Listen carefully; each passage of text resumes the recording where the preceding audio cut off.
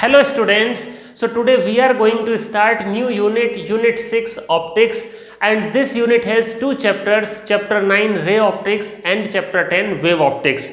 So this 9 chapter ray optics, before starting this ray optics I should tell you what is light. What is light? So light is simply defined as it is a form of energy which produces the sensation of vision to our eyes and makes the objects visible. Okay, so students, first you tell me, can we see the object in dark? Can we see an object in dark? No, we cannot see an object in dark. Can we see the image of an object in dark? It is obviously no. We can also not see the image of an object in dark. So in order to see the object we need light. मतलब किसी object का दिखाई देना या किसी object की image का दिखाई देना, it is possible because of the light falling on it. मतलब किसी ऑब्जेक्ट के ऊपर जब लाइट फॉल करती है, जब लाइट पड़ती है, तो वहां से लाइट रिफ्लेक्ट होकर हमारी आईज तक आती है या लाइट वहां से स्कैटर होकर हमारी लाइट तक आती है, जिसकी वजह से हमें ऑब्जेक्ट दिखाई देते हैं. So it ensures the visibility of an object. तो यही यहां पर लिखा हुआ है कि भाई light is A form of energy. Why it is a form of energy? It is a form of energy because होता क्या है कि इलेक्ट्रोमैग्नेटिक वेव का चैप्टर हमने पिछली क्लास में कंप्लीट किया था, और उस इलेक्ट्रोमैग्नेटिक वेव के चैप्टर में जब हम इलेक्ट्रोमैग्नेटिक स्पेक्ट्रम को स्टडी कर रहे थे, उसमें हमने एक one kind of electromagnetic wave which was visible light. So visible light, और जिस लाइट चैप्टर की मैं यहां पर बात कर रहा हूं, जिस लाइट के बारे में मैं यहां आपको बता रहा हूं, that is a kind of electromagnetic wave. So light is a wave, there is no doubt. And in class 10th you also have studied in nature of light. Light has dual nature, wave nature and particle nature. Light की dual nature के बारे में तो कोई doubt ही नहीं है. Okay, so light की वजह से क्या होता है, हमें ऑब्जेक्ट्स दिखाई देते हैं, और लाइट क्या होती है, एक इलेक्ट्रोमैग्नेटिक वेव होती है. अब सवाल ये आता है कि लाइट का जो नेचर है वो कैसा है. ये तो आपको पता ही है, ड्यूअल नेचर है. भाई लाइट का कैसा नेचर है? Light has wave nature and particle nature. Okay, अब लाइट का वेव नेचर और पार्टिकल नेचर तो है, लेकिन to study the effects of light, अब इस ऑप्टिक्स में मैंने आपको चैप्टर का नाम बताया रे ऑप्टिक्स. अब आप कहेंगे सर ये रे ऑप्टिक्स क्या है? सो रे ऑप्टिक्स क्या होता है? This is basically the branch of physics which deals with the study of nature of light, its propagation, effects and propagation is known as optics. मतलब ऑप्टिक्स में हम सब कुछ लाइट का डिस्कस कर लेते हैं. अब लाइट को डिस्कस करने के लिए, स्टडी करने के लिए हम दो तरह का नेचर कंसीडर करते हैं, एक तो रे नेचर और एक वेव नेचर. अब आपको यह ध्यान रखना है कि रे नेचर एक्चुअल में नहीं होता. आपने तो ड्यूअल नेचर सुना होगा ना, भाई वेव नेचर होता है, इसमें तो कोई डाउट ही नहीं है. पार्टिकल नेचर भी होता है, इसमें भी कोई डाउट नहीं है. लेकिन ये रे नेचर कहाँ से आ गया? तो in smaller class you have studied that light travels in a straight line. Light travels in a straight line, मतलब this line is showing the propagation of light with an arrow. Light is traveling in this direction given by an arrow. तो अब light travels in a straight line. So जब हम ये assume, it is an assumption, light does not travel in a straight line. Actually light straight line में travel नहीं करता. हम assume करते हैं कि लाइट स्ट्रेट लाइन में ट्रेवल करता है. उसका रीजन ये होता है कि जो हमारी सराउंडिंग में जो ऑब्जेक्ट्स हैं उनका साइज लाइट की वेवलेंथ से काफ़ी ज़्यादा है. अगर कोई ऑब्जेक्ट ऐसा आ जाता है जिसका साइज लाइट की वेवलेंथ के कंपेरेबल हो जाए, तो फिर लाइट स्ट्रेट लाइन में ट्रेवल नहीं करेगा. तो लाइट स्ट्रेट लाइन में कब ट्रेवल करता है? When the size of object on which light is falling is greater than the wavelength of light. Okay, so in that case we assume that light is a ray. तो light का जो ray nature है, it is with an assumption. किस assumption के साथ है? Light travels in a straight line. It is assumed because the wavelength of light is very small in comparison to the size of object. Okay, so wave length of light क्या होता है? Light का जो wave length है वो काफ़ी कम होता है in comparison to the size of object we come across. Okay, अब ये वेव नेचर, पार्टिकल नेचर तो होता ही होता है. तो ये मैंने आपको इस एक इंट्रोडक्शन बता दिया कि भाई लाइट क्या है, और इस चैप्टर में हम लाइट का जो स्टडी करेंगे वो कंसिडरिंग ए रे. ये सिंपल रे ऑफ लाइट है. This is a ray of light. मतलब एरो का जो डायरेक्शन है, direction of arrow will tell you the direction of propagation of light. अब सीधा यहाँ पर हम टॉपिक पर आते हैं। तो हमारा जो सिलेबस है इस साल 2021 में वो कुछ रिड्यूस हो गया है। अब रिफ्लेक्शन ऑफ लाइट तो रहा नहीं है। So we start from the refraction of light. और रिफ्रैक्शन ऑफ लाइट भी आपने स्टडी किया होगा क्लास 10th में। थोड़ा सा हम यहाँ पर डिटेल में डिस्कस करेंगे रिफ्रैक्शन ऑफ लाइट को। तो ये रिफ्रैक्शन ऑफ लाइट होता क्या है?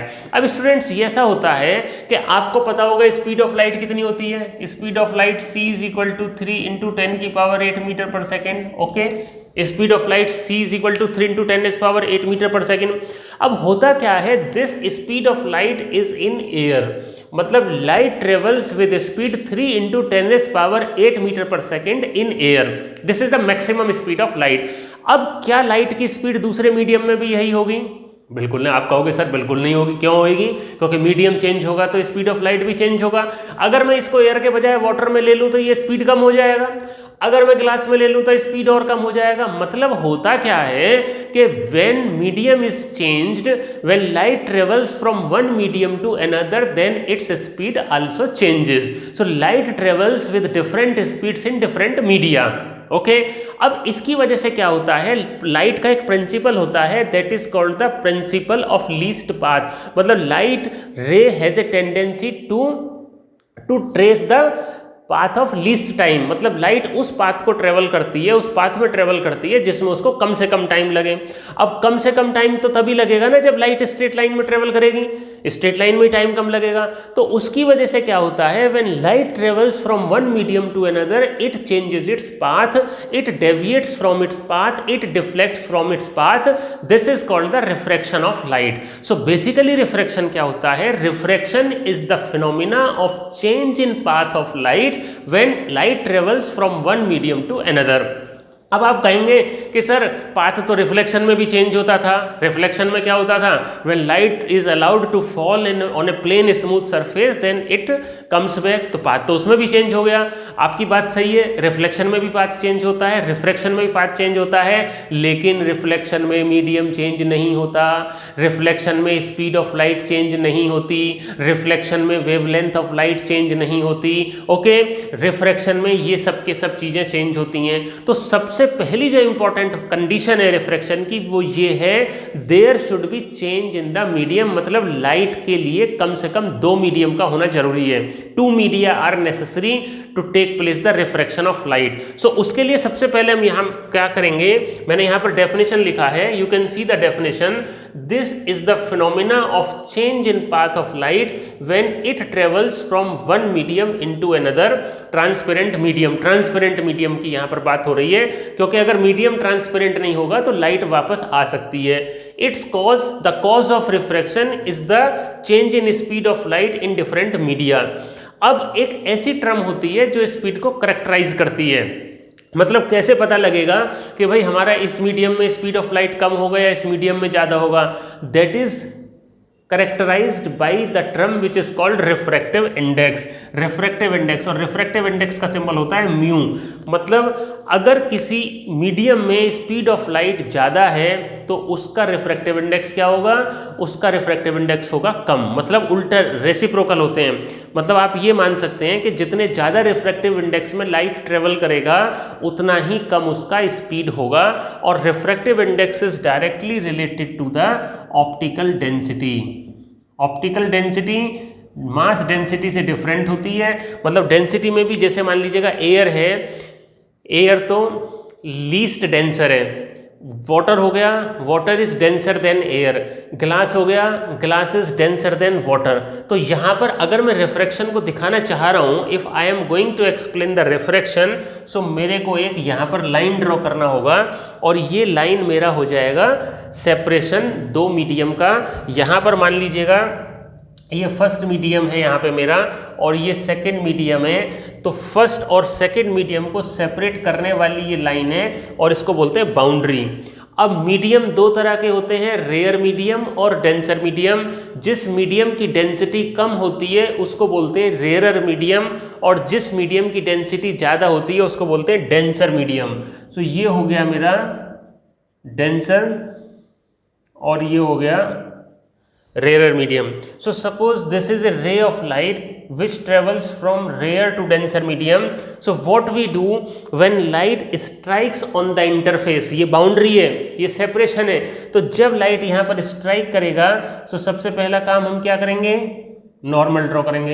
अब क्या होगा, लाइट रेयर से डेंसर में जा रही है तो इसका पाथ चेंज होना ही होना है। अब स्पीड क्या होगी, स्पीड हो जाएगी कम। मान लो इस मीडियम में स्पीड ऑफ लाइट है v1 और इस मीडियम में स्पीड ऑफ लाइट है v2। इस मीडियम का रिफ्रैक्टिव इंडेक्स है μ1, इस मीडियम का रिफ्रैक्टिव इंडेक्स है μ2। सो स्पीड कम होगा, तो स्पीड कम होगा तो ये इस तरह से अपना पाथ चेंज करेगा कि it bends towards the normal. ये भी आपको समझ में आएगा। सो मतलब रिजल्ट क्या होता है, when light travels from rarer to denser medium then it bends towards the normal. और यहाँ पर इसको हम बोलते हैं एंगल ऑफ इंसिडेंस। ये इंसिडेंट रे हो गई, ये नॉर्मल हो गया। इंसिडेंट रे नॉर्मल के साथ जो एंगल बनाएगी that is called angle of incidence, और ये रिफ्रैक्टेड रे नॉर्मल के साथ जो एंगल बनाएगी that is called angle of refraction.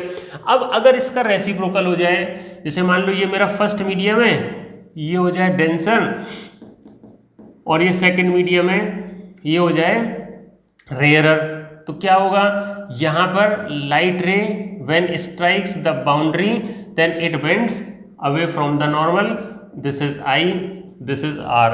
इसका refractive index μ1 μ2, speed v1 v2। So result क्या हो गया, एक तो रिजल्ट हो गया when light travels from rarer to denser medium it bends towards the normal, and when light travels from denser to rarer medium it bends away from the normal. बहुत important result है, काफी ज्यादा हम इसका इस chapter में ray optics में use करेंगे, एक्सटेंसिवली हम इसको रिजल्ट को यूज करेंगे। अब होता क्या है, ये जो रिफ्रैक्शन ऑफ लाइट है it follows some laws, so these are called the laws of refraction, laws of refraction. So laws of refraction, there are two laws. What is first law?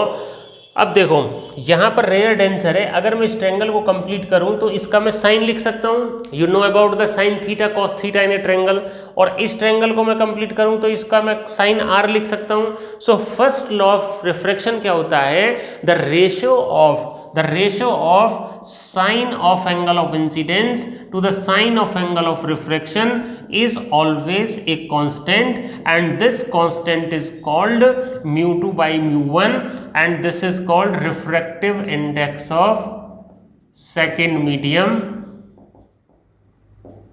with respect to first। बहुत important ये rule है।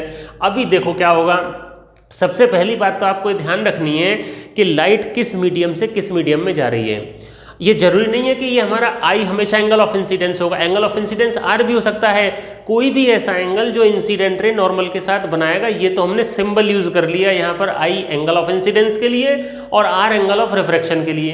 तो जब light एक medium से दूसरे medium में travel करेगी तो फर्स्ट मीडियम में जो एंगल ऑफ इंसिडेंस का साइन होगा divided by in the second medium जिसमें लाइट जाएगी, उन दोनों के जो साइन का रेशो है, ratio of sine of the angle of incidence to the angle of refraction is equal to the refractive index of, ये ध्यान रखना, μ2 by μ1, मतलब refractive index of second medium, मतलब जिस मीडियम में लाइट जाएगा, जिस मीडियम में लाइट जाएगा उसका रिफ्रैक्टिव इंडेक्स ऊपर आएगा। अभी मैं रिफ्रैक्टिव इंडेक्स के ऊपर भी बात करूंगा, उसका रिफ्रैक्टिव इंडेक्स ऊपर आएगा μ2 by μ1। ओके, और इसको हम ऐसे लिखते हैं 1 μ2, this is written as 1 μ2। Okay, तो ये बात हो गई हमारी। ये हमेशा क्या रहेगा, कांस्टेंट रहेगा, चाहे मैं इसके लिए साइन है अपॉन साइन आर लूँ, मतलब इस केस में कोई भी मैं एंगल ऑफ इंसिडेंस लेता हूँ तो उसके करस्पॉन्डिंग एंगल ऑफ रिफ्रैक्शन भी होगा। मतलब अगर एंगल ऑफ इंसिडेंस को इंक्रीज कर देंगे तो एंगल ऑफ रिफ्रैक्शन भी इंक्रीज हो जाएगा, क्योंकि sine I upon sine R तो कांस्टेंट रहना है ना भाई, sine I upon sine R constant रहना है, तो अगर आई को इंक्रीज करेंगे तो आर भी तो इंक्रीज हो जाएगा, आई को इंक्रीज करेंगे तो आर भी इंक्रीज होगा, क्योंकि ये रेशो तो कांस्टेंट ही रहनी है। ओके, अब इसके बाद सेकेंड लॉ देखिएगा, सिंपल है, इंसिडेंट रे, रिफ्रैक्टेड रे, रिफ्रैक्टेड, इंसिडेंट रे, रिफ्रैक्टेड रे and normal all should lie in the same plane, all should lie in the same plane। ये तो these are the two laws of refraction. अब हम इस first law को, जो first law है, इसको डिटेल में डिस्कस करते हैं। इससे पहले यहाँ पर मैं आपको बता दूं कि रिफ्रैक्टिव इंडेक्स क्या होता है, आर आई। रिफ्रैक्टिव इंडेक्स की basic, refractive index basically कैरेक्टराइजेज the speed of light in a medium and the bending of light. मतलब जिस मीडियम का रिफ्रैक्टिव इंडेक्स जितना ज़्यादा होगा उसमें लाइट का बेंडिंग उतना ही ज़्यादा होगा और स्पीड उतना ही कम होगा। So refractive index of a medium का सिंबल म्यू होता है और medium of a refractive index is defined in terms of speed of light, speed of light in air and speed of light in a medium. So refractive index of a medium की अगर मेरे को definition देनी है तो मैं कैसे define करूंगा, refractive index of a medium is defined as the ratio of speed of light in air to the speed of light in a medium. ये आ गया mu is equal to C by V. अब इसको हम बोलते हैं medium का refractive index, mu M भी यहाँ पर लिख सकते हैं, और ये स्पीड भी मीडियम में हो जाएगी, ये स्पीड हो गई एयर में। तो now can you tell me कि लाइट कहाँ से कहाँ जा रही है।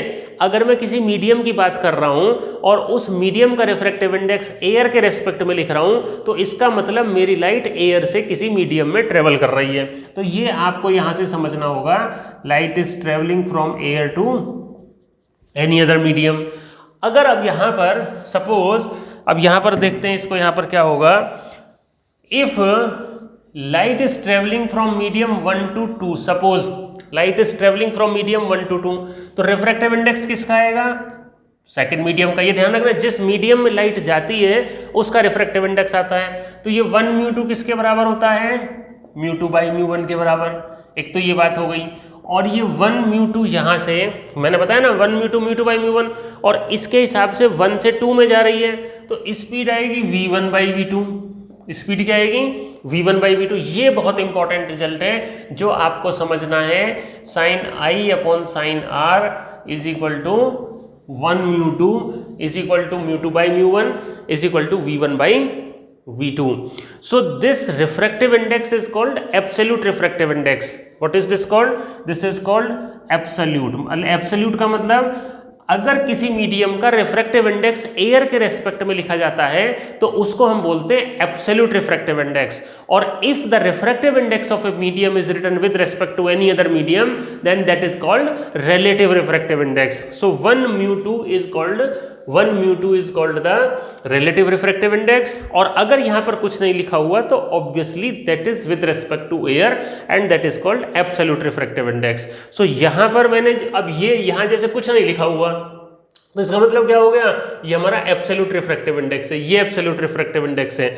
Now I ask you one question, suppose light is travelling from water to glass, light is travelling from water to glass. So अब आपको ये बताना है कि रिफ्रैक्टिव इंडेक्स किसका लेंगे। Light is travelling from water to glass, तो जिसमें लाइट जाती है उसका रिफ्रैक्टिव इंडेक्स लिया जाएगा पिछले वाले मीडियम के रेस्पेक्ट में। सो वाटर टू ग्लास में ये होगा W म्यू जी। ये क्या हो गया W mu G, refractive index of glass with respect to water, and it is written as mu G upon mu W। And in terms of velocity, how do we write? In terms of velocity, it is written as Vw upon Vg. So this is how we have defined the refractive index and how this refractive index is related to speed in different media. And we also have done how this refractive indices and the speed of light are related to the Snell's law, laws of refraction. This is sin I upon sin R. This is also called Snell's law. तो ये Snell's law आपको apply करना आना चाहिए। So in this class I have covered what is light। मैंने आपको ये बताया कि लाइट क्या होती है, लाइट का नेचर कैसा होता है, जो रे नेचर होता है वो एक एजम्पशन के साथ है। उसके बाद मैंने आपको रिफ्रैक्शन ऑफ लाइट को एक्सप्लेन किया। रिफ्रैक्शन ऑफ लाइट में मैंने लॉज ऑफ रिफ्रैक्शन बताए, और लॉज ऑफ रिफ्रैक्शन में जो काफ़ी इंपॉर्टेंट लॉ था Snell's law, sine I upon sine R is equal to constant is equal to μ2 by μ1, उसके बेसिस पर हमने रिफ्रैक्टिव इंडेक्स को डिस्कस किया। रिफ्रैक्टिव इंडेक्स को speed of light in different media की टर्म्स में एक्सप्लेन किया, और किस तरह से हम इस स्नेल्स लॉ को अप्लाई कर सकते हैं when light undergoes refraction from one medium to another. So now अब हम इसको क्लास को यहीं पर कंप्लीट करते हैं। इसके बाद we will discuss in the next class. Okay, thank you and thank you so much.